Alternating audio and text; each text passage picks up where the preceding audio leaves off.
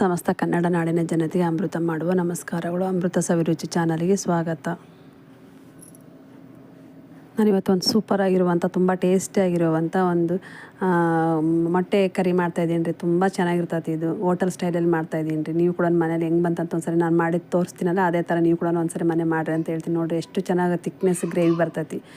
ಈ ಥರ ನೀವು ಮನೇಲಿ ಹೇಗೆ ಮಾಡೋದಂತ ಕೂಡ ಹೇಳ್ಕೊಡ್ತೀನಿ. ಇದಕ್ಕೇನೆಲ್ಲ ಬೇಕಂತ ಕೂಡ ಹೇಳ್ಕೊಡ್ತೀನಿ. ನೋಡಿ, ನೀವು ಕೂಡ ಮನೆಗೆ ಒಂದ್ಸರಿ ಟ್ರೈ ಮಾಡಿರಿ. ಹೆಂಗೆ ಬಂತಂತೆ ಕಮೆಂಟ್ ಮಾಡೋದು ಮರಿಬೇಡ್ರಿ. ಬರೀದಕ್ಕೆ ಏನೆಲ್ಲ ಮಾಡೋಣ ಅಂತ ಏನೇನು ಬೇಕಂತ ನೋಡ್ಕೊಂಬರ್ರಿ. ನಾನು ಇಲ್ಲಿ ನೋಡ್ರಿ 5 ತತ್ತಿ ತೊಗೊಂಡಿದ್ದೀನಿ. ಮೊಟ್ಟೆ ಬೇಯಿಸ್ಬಿಟ್ಟು ತೊಗೊಂಡಿದ್ದೀನಿ ನೋಡಿರಿ. ಹಿಂಗೆ ಲೈಟಾಗಿ ಮಧ್ಯದಲ್ಲಿ ಒಂದು ಲೈನಾಗಿ ಹಿಂಗೆ ಎಳ್ಕೊಬೇಕ್ರಿ. ಯಾಕಂದ್ರೆ ಅದು ಮಸಾಲೆ ಎಲ್ಲ ಲಾಸ್ಟಿಗೆ ಮಸಾಲೆಲ್ಲ ಹಾಕ್ತಿಲ್ಲ, ಅದಕ್ಕೆ ಬೇಯಬೇಕು. ಅದರೊಳಗೆಲ್ಲ ಅದು ಅಬ್ಸರ್ವ್ ಮಾಡ್ಬೇಕಲ್ಲ ರಸ ಎಲ್ಲ ಅಂತೇಳಿ ನಾನು ಆ ಥರ ಲೈನಾಗಿ ಹಿಂಗೆ ಇರ್ಕೊಕೊಂತೀನಿ ನೋಡಿರಿ. 5 ಮೊಟ್ಟೆ ನಾನು ತೊಗೊಂಡಿದ್ದೆ. ನೀವು ಎಷ್ಟಾದ ಮೊಟ್ಟೆ ತೊಗೊಂಡ್ರೆ ಅದ್ರ ಮೇಲೆ ನೀವು ಗ್ರೇವಿ ಮಾಡ್ಕೊಳ್ಬೇಕಾಗ್ತೈತೆ ರೀ. ನಾನು ಎಲ್ಲ ಮೊಟ್ಟೆಗಳು ಇದೇ ಥರನೇ ಕುಚ್ಕೊಂಡು ಆ ಸಿಪ್ಪೆ ತೆಗೆದ್ಬಿಟ್ಟು ಈ ಥರ ಎಲ್ಲ ಗೀರ್ಕೊಳ್ಕೊಂಡು ಇಟ್ಕೊತೀನಿ ನೋಡಿರಿ. 5 ಮೊಟ್ಟೆ ತೊಗೊಂಡಿದ್ದೀನಿ ರೀ ನಾನಿಲ್ಲಿ.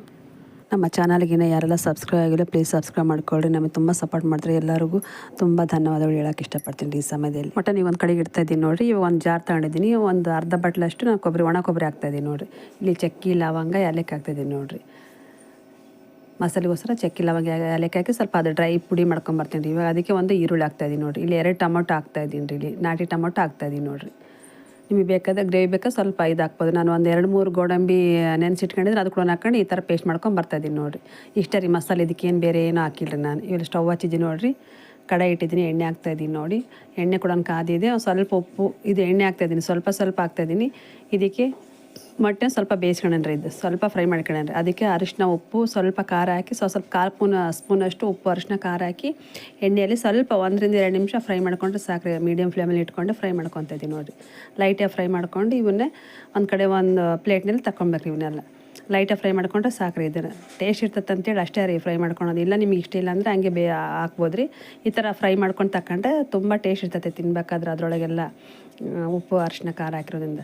ಹಂಗಾಗಿ ಇನ್ನೂ ಸ್ವಲ್ಪ ಕೂಡ ಎಣ್ಣೆ ಹಾಕ್ತಾಯಿದ್ದೀನಿ ನೋಡಿ. ಅದೇ ಕಡಾಯಿಗೆ ಎಣ್ಣೆ ಕಾದಿದ್ರೆ ಅದಕ್ಕೆ ಎಲ್ಲ ಸಣ್ಣಗೆ ಹೆಚ್ಚಿಂಡ್ರದ್ದು 2 ಈರುಳ್ಳಿ ಹಾಕಿ ಬೇಯಿಸ್ತಿದ್ದೀನಿ ನೋಡಿರಿ. ಇಲ್ಲ 2-3 ನಿಮಿಷ ಇದರೊಳಗೆ ಫ್ರೈ ಮಾಡ್ಬೇಕ್ರಿ ಎಣ್ಣೆ.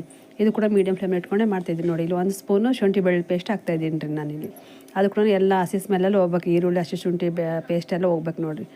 ಹಂಗಾಗಿ ಅದು 2-3 ನಿಮಿಷ ಚೆನ್ನಾಗಿ ಅದು ಇದು ಬಿಟ್ಕೊಬೇಕ್ರಿ ನೀರು. ಇವಾಗ ನೋಡಿರಿ, ಒಂದು 1/4 ಸ್ಪೂನಷ್ಟು ಅರಿಶಿನ ಹಾಕ್ತಿದ್ದೀನಿ. 2 ಸ್ಪೂನಷ್ಟು ನಾನು ಇಲ್ಲಿ ಖಾರದ ಪುಡಿ ಹಾಕ್ತಾಯಿದ್ದೀನಿ ರೀ. ಒಂದು ಅರ್ಧ ಸ್ಪೂನಷ್ಟು ಧನಿಯಾ ಪುಡಿ ಹಾಕ್ತಾಯಿದ್ದೀನಿ. 1 ಸ್ಪೂನಷ್ಟು ಗರಂ ಮಸಾಲ ಹಾಕ್ತಾಯಿದ್ದೀನಿ ನೋಡಿರಿ. ಅಷ್ಟೇ ರೀ ಮಸಾಲೆ. ಇದಕ್ಕೇನು ಬೇರೆ ಕೂಡ ಹಾಕಿಲ್ರಿ ನಾನಿಲ್ಲಿ. ಹಾಕಿದ್ದು ಕೂಡ ಚೆನ್ನಾಗಿ 1 ನಿಮಿಷ ಚೆನ್ನಾಗಿ ಫ್ರೈ ಮಾಡ್ಬೇಕ್ರಿ. ಅದು ಎಣ್ಣೆಯಲ್ಲೇ ಫ್ರೈ ಆಗ್ಬೇಕು ನೋಡಿರಿ. ಇವಾಗ ಅದು ತಳ ಹಿಡಿತೈತ್ರಿ 1 ನಿಮಿಷ ಅದು. ಹಂಗಾಗಿ ಕೈಗೆ ಬಿಡ್ಲಾರ್ದಂಗೆ ತೆರೆಸ್ಬೇಕು ನೋಡಿರಿ. ಯಾಕಂದ್ರೆ ಶುಂಠಿ ಬೆಳ್ಳುಳ್ಳಿ ಪೇಸ್ಟ್ ಹಾಕಿರ್ತೀವಲ್ಲ, ತಳ ಹಿಡಿದು ಬಿಡ್ತೈತೆ ಅಂತೇಳಿ ಕೈ ಬಿಡ್ಲಾರ್ದಂಗೆ ತೆರೆಸ್ಬೇಕ್ರಿ. ಮೀಡಿಯಮ್ ಫ್ಲೇಮಲ್ಲಿ ಇಟ್ಕೊಂಡೆ ಮಾಡ್ತಾಯಿದ್ದೀನಿ ನೋಡಿರಿ. ಚೆನ್ನಾಗಿ ಕೈ ಆಡ್ಬೇಕ್ರಿ. ಅದನ್ನು ಸ್ಪೂನ್ ಬಿಡ್ಲಾರ್ದಂಗೆ ತೆರೆಸ್ಬೇಕು ನೋಡಿರಿ. ಅದನ್ನೆಲ್ಲ ನೋಡಿ. ಒಂದು ಸ್ವಲ್ಪ ಸೋಂಪಿನ ಕಾಳು ಹಾಕ್ತಾಯಿದ್ದೀನಿ. ತುಂಬ ಟೇಸ್ಟ್ ಬರ್ತೈತಿ. ಫ್ಲೇವರ್ ಮಾತ್ರ ತುಂಬ ಚೆನ್ನಾಗಿರ್ತೈತೆ ರೀ. ಇದು ಮೊಟ್ಟೆ ಗ್ರೇವಿ ಮಾಡ್ತೀನಿ ಅಲ್ರಿ ನಾನು, ಮಸಾಲ ಕರಿ ಮಾಡ್ತಾಯಿದ್ದೀನಿ. ಇದಕ್ಕೆ ತುಂಬ ಟೇಸ್ಟ್ ಕೊಡ್ತೈತೆ. ಹಂಗೆ ಸ್ವಲ್ಪ ಸೋಂಪಿನ ಕಾಳು ಹಾಕ್ತಾಯಿದ್ದೀನಿ ನೋಡಿರಿ. ಇವಾಗ ತಳ ಹಿಡಿಬಾರ್ದು ಅಂತೇಳಿ 1 ಟೀ ಗ್ಲಾಸಷ್ಟು ನೀರು ಹಾಕ್ತಾಯಿದ್ದೀನಿ ರೀ. ಯಾಕಂದ್ರೆ ತಳ ಹಿಡಿದ್ಬಿಟ್ರೆ ಅದು ಖಾರ ಹಸಿ ಸ್ಮೆಲ್ ಹಿಡಿದು ಬಿಡ್ತೈತೆ ಅಂತೇಳಿ 1 ಟೀ ಗ್ಲಾಸಷ್ಟು ನೀರು ಹಾಕಿ ಸ್ವಲ್ಪ ಕುದಿಬೇಕ್ರಿ. ಅದು ಎಣ್ಣೆ ಬಿಡ್ಬೇಕು ನೋಡಿರಿ. ಹಂಗೆ ಹಾಕ್ತಾಯಿದ್ದೀನಿ. ಚೆನ್ನಾಗಿ ಅದು ಕುದಿಬೇಕ್ರಿ. 1-2 ನಿಮಿಷ ಕುದಿಲ್ಲ ಅಂತೇಳಿ ನಾನು ಮುಚ್ಚಿ ಇಡ್ತಾಯಿದ್ದೀನಿ ನೋಡಿ. ಈ ಥರ ಎಣ್ಣೆ ಬಿಡ್ಬೇಕ್ರಿ.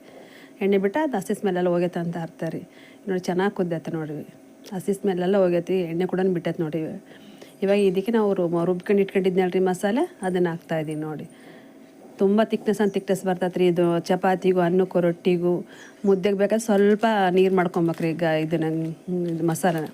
ಹಂಗಾಗಿ ನಿಮಗೆ ನೋಡ್ಕೊಂಡು ನೀವು ಎದಕ್ಕೆ ಮಾಡ್ಕೊತೀರ, ಪೂರಿಗಂತ ತಿನ್ನೋ ಚೆನ್ನಾಗಿರ್ತೈತೆ ರೀ. ನೀವು ಯಾವುದಕ್ಕಾದ್ರೂ ಮಾಡ್ಕೊಂಡ್ರೆ ಒಳ್ಳೆ ಕಾಂಬಿನೇಷನ್ ಅಂತ ಹೇಳ್ಬೋದು ನೋಡಿರಿ. ಇದು ಮೊಟ್ಟೆ ಮಸಾಲೆ ಕರಿ ಸೂಪರಾಗಿರ್ತೈತೆ ರೀ. ನೋಡಿರಿ, ಎಲ್ಲ ರುಬ್ಕೊಂಡು ಇಟ್ಕೊಂಡಿದ್ನಲ್ಲ ಅದನ್ನು ಹಾಕಿದ್ದೀನಿ ನೋಡಿ. ಚೆನ್ನಾಗಿ 2-3 ನಿಮಿಷ ಚೆನ್ನಾಗಿ ಕಲಿಸಿ ಅದನ್ನ ಬಿಡ್ಬೇಕ್ರಿ. ಕುದಿಯಕ್ಕೆ ಬಿಡ್ಬೇಕು ನೋಡಿರಿ. ಅದನ್ನು ಚೆನ್ನಾಗಿ ಕುದಿಬೇಕು. ನಿಮಗೆ ಉಪ್ಪು ಖಾರ ಅರಿಶಿನ ಕೂಡ ಒಂದ್ಸರಿ ನೋಡ್ಕೊಂಬಿಡ್ರಿ. ಇವಾಗ ನೋಡಿ, ಸ್ವಲ್ಪ ಮಿಕ್ಸಿ ಜಾರಲ್ಲಿ ಮಸಾಲೆ ಇರ್ತಲ್ಲ, ಸ್ವಲ್ಪ ನೀರು ಹಾಕಿ ಹಾಕ್ತಾಯಿದ್ದೀನಿ ರೀ. ಹಂಗೆ 1 ಟೀ ಗ್ಲಾಸ್ ಕೂಡ ನೀರು ಹಾಕ್ತಾಯಿದ್ದೀನಿ. ನಿಮ್ಗೆ ಎಷ್ಟು ಆದ ಬೇಕು ಅಷ್ಟು ಕಲಿಸಿ. ಯಾಕಂದ್ರೆ ನೀವು ಮುದ್ದೆಗೆ ಅಂತ ಸ್ವಲ್ಪ ತೆಳು ಮಾಡ್ಕೊಬೇಕು. ಚಪಾತಿಗೆ ರೊಟ್ಟಿಗೆ ಪೂರಿಗೆ ಅಂಥವಕ್ಕೆಲ್ಲ ಆದರೆ ಸ್ವಲ್ಪ ಗಟ್ಟಿನೇ ಮಾಡ್ಕೊಬೇಕ್ರಿ. ನೀವೇನು ಮಾಡ್ಕೊಂಡು ಇದು ಮಾಡ್ತೀರೋ ಜೊತೆಗೆ ಅದನ್ನು ಅದು ತಕ್ಕಂಗೆ ನೀವು ಮಸಾಲ ಗ್ರೇವಿನ ರೆಡಿ ಮಾಡ್ಕೊಳ್ಬೇಕಾಗ್ತದೆ ನೋಡಿ. ನಾನು ಇಲ್ಲಿ ಉಪ್ಪು ಹಾಕಿ ಸ್ವಲ್ಪ ಕುದಿಯಕ್ಕೆ ಇಟ್ಟಿದ್ದು ನೋಡಿ. ಚೆನ್ನಾಗಿ ಕುದೀತಿರಿ. ಇದು ನಾನು ಇಲ್ಲಿ ಗಟ್ಟಿಯಾಗಿ ಮಾಡ್ಕೊಂಡಿನಿ. ನಾನು ರೊಟ್ಟಿಗೆ ಅನ್ನಕ್ಕಂತೇಳಿ ಮಾಡ್ಕೊಂಡಿನಿ ರೀ. ಹಂಗಾಗಿ ನಾನು ಇದು ಮಸಾಲ ಕರಿನ ಸ್ವಲ್ಪ ಗಟ್ಟಿನೇ ಮಾಡ್ಕೊಂಡಿದ್ದೀನಿ ರೀ. ನಾನಿಲ್ಲಿ ನೋಡಿ ಫ್ರೈ ಮಾಡ್ಕೊಂಡು ಇಟ್ಕೊಂಡಿದ್ನಲ್ಲ ಮೊಟ್ಟೆನ ಒಂದೊಂದೇ ಮೆಲ್ಲಕ್ಕೆ ಬಿಡ್ಬೇಕು, ನಿಧಾನವಾಗಿ ಚೌಕಾಸಾಗಿ ಬಿಡ್ರಿ. ಯಾಕಂದ್ರೆ ದಬ ದಬ ಹಾಕಿದ್ರೆ ಮಸಾಲೆ ಎಲ್ಲ ನಮ್ಮ ಮಕ್ಕಳಿಗೆ ಸಿಡ್ಬಿಡ್ತೈತೆ ರೀ. ಹಂಗಾಗಿ ಚೌಕಾಸಾಗಿ ನಿಧಾನವಾಗಿ ಬಿಡ್ರಿ ಮೊಟ್ಟೆನ. ಮೇಲೆ ಕೆಳಗೆ ಒಂದ್ಸರಿ ತಿರ್ಗಿಸ್ಬೇಕು ನೋಡಿರಿ, ಮೀಡಿಯಮ್ ಫ್ಲೇಮಲ್ಲಿ ಇಟ್ಕೊಳ್ರಿ. ಇವೆಲ್ಲ ಅದೆಲ್ಲ ಮೇಲೆ ಕೆಳಗೆ ಮಾಡಿದ್ರೆ ಅದು ನಾವು ಸ್ವಲ್ಪ ಗೀರ್ ಕೊಯ್ದಿದ್ವಲ್ಲ ಅದರೊಳಗೆ ಮಸಾಲೆ ಎಲ್ಲ ಹೋಗ್ತೈತೆ ರೀ. ನೋಡಿರಿ ಸ್ಟವ್ ಆಫ್ ಮಾಡಿದ್ದೀನಿ. ಒಂದು ಪ್ಲೇಟಿಗೆ ನಾನು ಸರ್ವ್ ಕೂಡ ಮಾಡ್ತಾಯಿದ್ದೀನಿ. ನೋಡಿ ಎಷ್ಟು ತಿಕ್ನೆಸ್ ಆಗಿರುವಂಥ ಮಸಾಲ ಗ್ರೇವಿ ಕರಿನ ರೆಡಿ ಆಗೈತೆ ನೋಡಿರಿ. ಮಸಾಲ ಕರಿ ರೆಡಿ ಆಗೈತೆ ರೀ.